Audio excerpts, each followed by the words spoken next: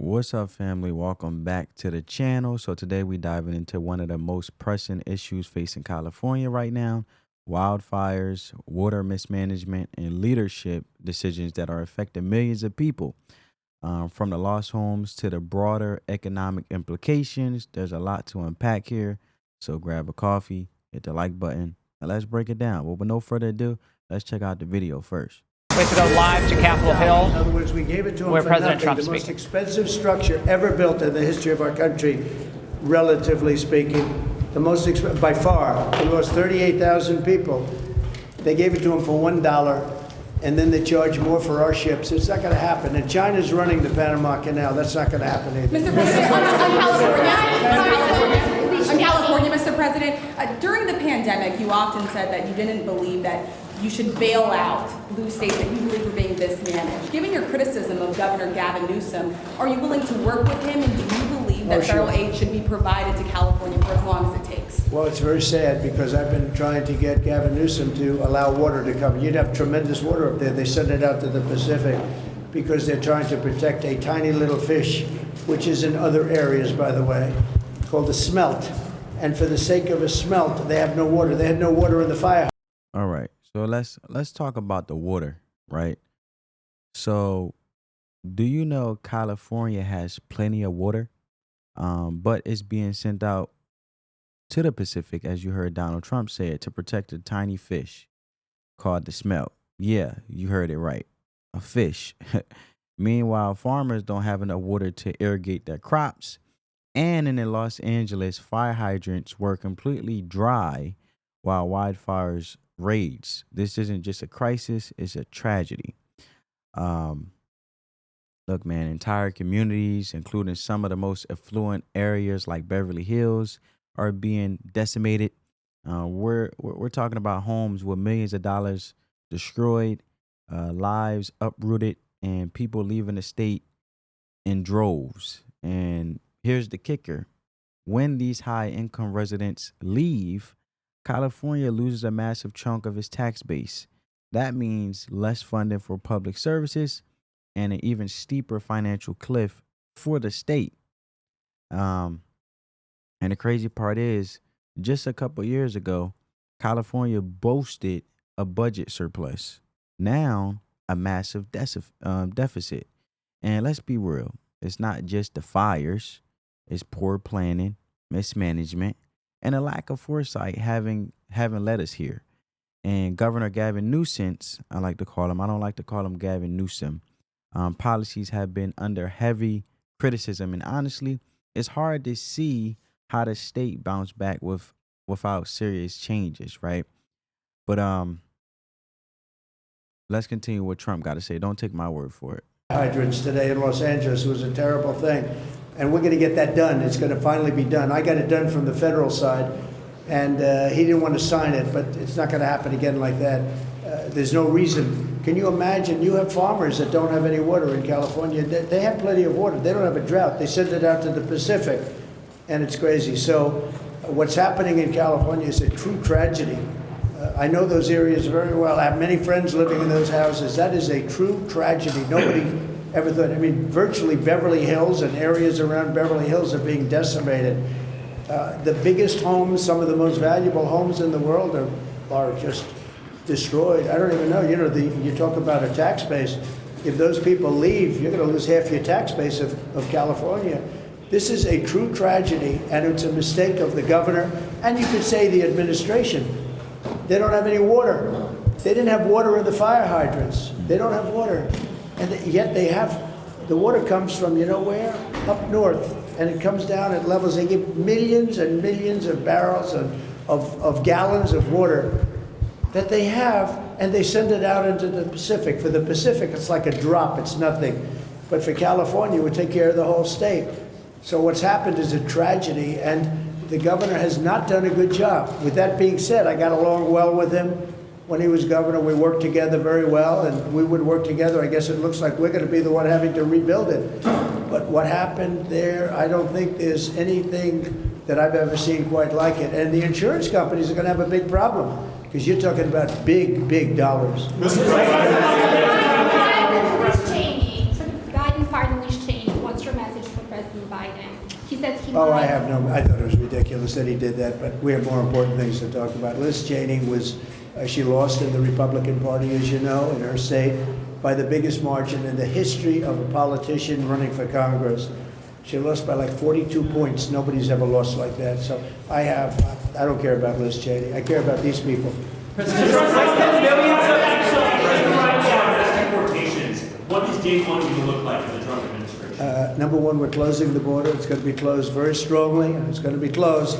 And we're going to have to take people out that are criminals. We have people from jails from all over the world and from mental institutions. And as you know, they're going to have to be removed. And it's one of the reasons I won the election in a landslide. The people of this country don't want murderers walking down their farms or their streets or their cities. As you know, we had thousands of people that murdered other people that were in jail that were released into our country. Many of those people murdered more than one person, many of them, about 42% supposedly. We want them out of our country, and we're going to get a country back. As they should be, because they are illegal immigrants. In itself is a crime, right? I don't think there's no question about it. I think it's self-explanatory. It's common sense within itself. Again, and we're going to be really governed by common sense. These are the principles of common sense. We're not going to be governed by stupid people. We're going to common sense. We're going to be. I agree. Shout out to Donald Trump. Right. However, what I want to get to, family, is something very, very important, right? And I feel like you guys should see this. This is Gavin Newsom's, right? So Newsom's leadership is basically being called into question. Think about it. While firefighters are under-resourced, insurance companies are pulling out of the state, residents are losing faith. How do you instill confidence when the state can't even ensure there's water in fire hydrants during a wildfire? It's no wonder people are looking for the exits, right? So I wanted to shift gears for a second, because where's the federal government in all of this?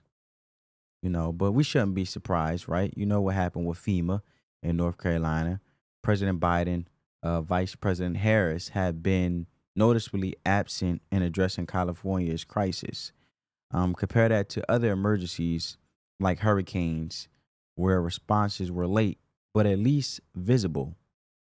Here, silence and a lack of action speaks volumes, right? So I want you guys to see Gavin Newsom basically back up President Biden when this man is nowhere near to be found. What's the latest? Well, 5 dead, likely more. Just complete and utter devastation. I've been in a lot of these fires, a lot, going back to Paradise, and this approximates Paradise. It's not a numeric, it's just a feeling, sense of loss, place, belonging. Still no containment. We're at zero containment. The winds have been a little bit more favorable, as you've seen in the last few hours. So we've got the helicopters back up. We've got some fixed-wing aircraft. Out on the coasts, it's a little different. It's pretty intense. We have 23 aerial assets just at the Palisades, but a lot of them are not operational because of those winds. So it's a combination of challenges. That said, we've depleted all our resources. Northern California, we'd already pre-positioned on Sunday hundreds of personnel, special units, water tenders, dozers, engines, helicopters, and it wasn't enough. And now we're getting the mutual aid system, the EMAC system. Governors from all across the country are calling. Oregon sending a few dozen engines, and in Arizona, Utah. We're just grateful for all the support. A lot of these firefighters I was talking to on the street, they've been working, 26, 27 hours. Are they that's just going to continue? I mean, there's not enough folks here. Yeah, I mean, we got a few thousand people working on this, and luckily we were fully staffed. U.S. Forest Service is staffed up traditionally at this time of year. Remember, we're in January. It's supposed to be wet this time of year. I mean, so this is anomalous. I remember Paradise happened in November. I mean, so there's no fire season in California. It's year round, but to have this level, the acuity of fires is without precedent. These winds are without precedent, and the challenge is these winds are going to continue on and off, a little bit less intense. Last night, you got 80, 90 mile-an-hour winds. These guys were just up there to try to mitigate the embers going 2 miles, getting just to go a quarter of a mile to try to save some. What is the situation with the water? Obviously, in Palisades, it ran out last night in the hydrants. I was talking to the firefighter in this block. They left because there was no water in the hydrant here. The local folks are Disaster. trying to figure that out. I mean, just when you have a system where it's not dissimilar to what we've seen in other extraordinarily large-scale fires. You see how you like to move the goalposts? Oh, see, we have a system. When Trump hit it right on the nail, right? Basically, it is a tragedy, but emphasizing the need for common sense and governance. And love him or hate him, he laid it out plainly. California's leadership need to step up or step aside. And if people keep leaving, the state could face bankruptcy in the near future. It's a ticking time bomb, basically. And this fool right here, he tends to just not take accountability for anything, but swear he knows everything. But at the end of the day, that's what happened when you operate in ignorance and you don't know what you don't know. Look, man, let's continue. Whether it be pipe, electricity, or whether it just be the complete overwhelm of the system. I mean, those hydrants are typical for 2 or 3 fires, maybe 1 fire. You have something at this scale, but again, that's going to be determined by the local. Authorities were saying part of it is the gravity, that it's these giant tanks on top of the mountains, which... Yeah, well, they're going down. We were just with the team. They're getting the tenders down to Pasadena, filling things back up, coming back up. So it's just Are aerial assets now able to fly? Yeah, they've been the last few hours, particularly helicopters. Fixed wings been up a little bit earlier, but out on the coast, it's been a little more stubborn because those winds, those winds are swirling. The challenge is, it's, you know, you can see that they can fly. It's not a question of turbulence or anything else. It's just the mitigation's flying all over the place, so it's not. It doesn't have any benefit necessarily. So we've got National Guard working the rattlesnake teams out there on the line. We're also trying to bring them in to supplement some of the law enforcement efforts as well. It's all hands on deck across the spectrum. The biggest thing, though, Anderson, that happened today, sincerely, and you can appreciate in a community like this, to get that direct individual assistance with the major disaster declaration within 36 hours of this incident from the president was a game changer for this community, for small businesses, et cetera. So not that we're thinking about the next phase, but we have to be thinking concurrently about the next phase is how we rebuild this community. But right now, we're in this mitigation phase. We're in the public safety phase. I hate to even ask this question, but the president-elect chose to attack you, blame you for this. One can't even respond to it. I mean,